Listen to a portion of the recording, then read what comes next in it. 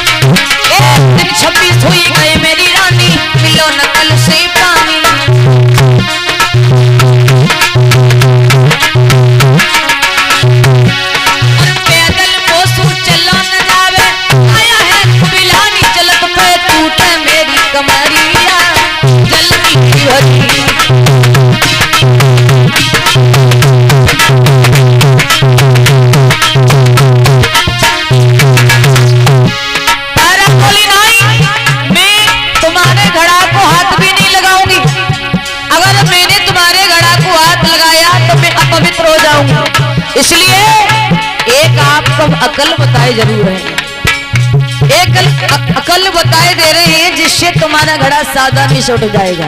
कौन सी? एक काम करो, तुम्हें देवी एक अकल बताई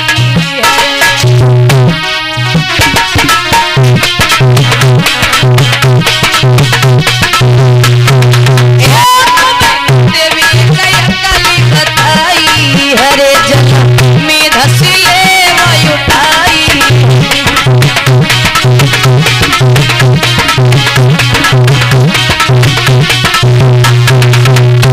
नई बात कछु अब आई है, कहने लगे बधाई है रानी।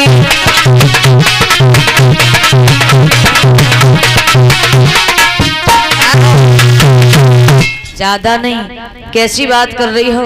शरीर में इतनी ताकत नहीं है घड़ा को उठाकर के सर पे रख सके। 26 दिन हो गए, पेट में अन्न का दाना नहीं पहुंचा है, थोड़ा सा सहारा लगा दो, मेरा घड़ा उठ जाएगा। महारानी तारा का लगन मैं तुम्हारे घड़ा को नहीं उठवाऊंगी, अगर मैंने घड़ा को उठवाया तो मैं अपवित्र हो जाऊंगी। महारानी तारा ने क्या किया कि अपना घड़ा भरा, सर पे रखा, सीधी चली गई। जब चली जाती महाराज हरिश्चंद्र खड़े के खड़े रह गए, विचार करने लगे, परमात्मा क्या ये वही रानी थी जो हम महल से दरबार की तरफ जाया करते थे तो हमारी आरती उतारा करती थी?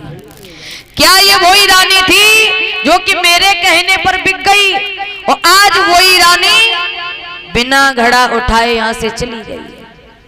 बोले कोई बात नहीं, अब तो समय ही बदल गया, तब में इसका पति था, वो तो कोई मतलब ही नहीं है, तो घड़ा को क्यों उठवाएगी? हम भी अलग हैं, वो भी अलग है, कोई मतलब नहीं है, अब तो अब खुद ही उठाना पड़ेगा। महाराज हरिश्चंद्र जल में धसे, घड़ा को उठाने लगे, थोड़ा पानी का सहारा लगा तो घड़ा को उठा करके सर पे तो रख लिया, और जैसे ही बाहर निकल के आए तो ठोकर लगी, घड़ा फूट गया। टूटा हुआ घड़ा लेकर के महाराज हरिश्चंद्र कालू मेहतर के पास में पहुंचे। देखा घड़ा कहाँ है? टूटा हुआ घड़ा दिखा दिया। कालू मेहतर का लगा, हरिश्चंद्र 2 पैसे का काम नहीं करते हो, पीछे से नुकसान और करते हो, तुम्हारे बस की बात नहीं है, अब ये तुम पर काम नहीं होगा, इसलिए लो ये लाठी और लो ये कम्बल, जाओ शमशान घाट में, शमशान घाट की पहरेदारी करो, और जो कोई लाश को जलाने आता है तो बिना करकटका लिए मुर्दा को मत जलने देना। लाठी ली, कम्बल लिया, शमशान घाट में पहुंच गए, बैठ करके बहुत रहे। कहने लगे परमात्मा कहाँ राजा था, आज मरघटवासी बना दिया, मुझे कहां से कहां पहुंचा दिया। कितना समय बदला मेरा। समय बदलने में कोई देर नहीं लगती है, जैसे मौसम बदलता है, कुछ देर पहले सुबह के वक्त में बड़ी धूप पड़ रही थी, अब देखो कैसा मौसम हो गया। कभी गर्मी है, कभी सर्दी है, कभी वर्षा ऋतु है, कभी रजाई से बड़ा प्यार है तो कभी घृणा हो जाती है। उसी प्रकार से हर एक व्यक्ति के जीवन में मौसम बदलता है।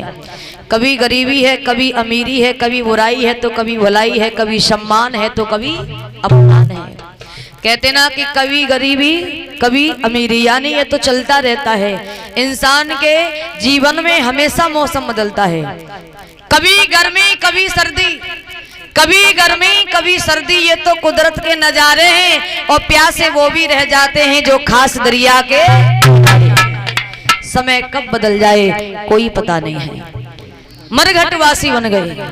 इधर तो महाराज हरिश्चंद्र शमशान घाट की पहरेदारी कर रहे हैं। इधर आइए जहां महारानी तारा रह रही है। एकादशी का दिन था, रोहितास खेल रहा था। ब्राह्मण देव आगे कहने लगे, तारा तुम्हारा पुत्र हमेशा हर समय खेल में ही लगा रहता है, हमेशा हर समय खेल में ही लगा रहता है। इससे कह दो पूजा के लिए समय हो रहा है, बगिया में से पुष्प ले आए। तारा ने पुत्र को बुलाया, बेटा बाबा जी बड़े नाराज हो रहे हैं, आप हमेशा खेल में ही लगे रहते हो, पूजा के लिए समय हो रहा है, बगिया में चले जाओ और लो ये छबरिया ले जाओ, पुष्प ले आओ। बोले ठीक है। चल दिया बेटा रोहितास, बगिया में पहुंच गया। ऐसा ही नहीं, वहीं पर कपटी विश्वामित्र जी आ गए कि मात की बात न में लडलिया हाथन में कुमार चलो रोहितास।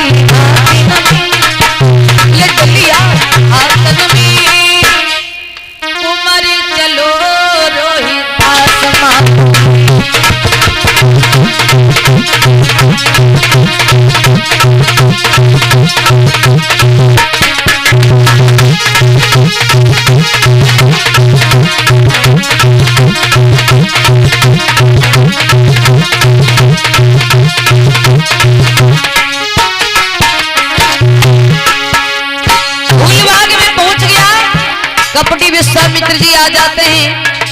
एक पौधे पर बड़ा ही सुंदर सा फूल खिला दिया और सूक्ष्म रूप सर्प का रखा।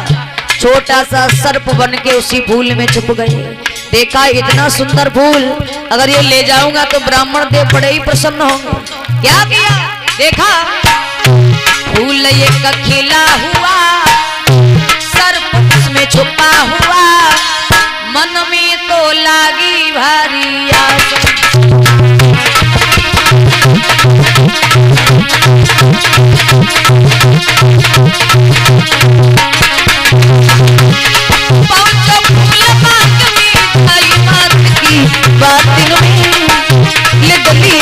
हाथ में कुमारी चलो रोहितास मात।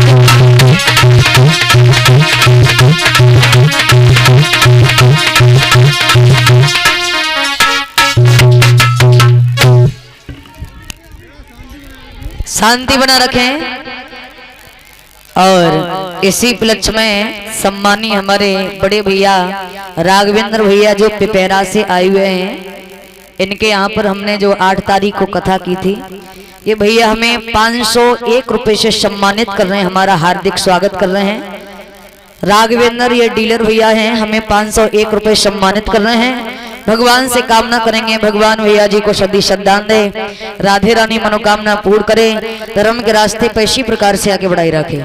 और देखिए ध्यान दें, आज शाम का जो निमंत्रण है कलश वाली कन्याओं का,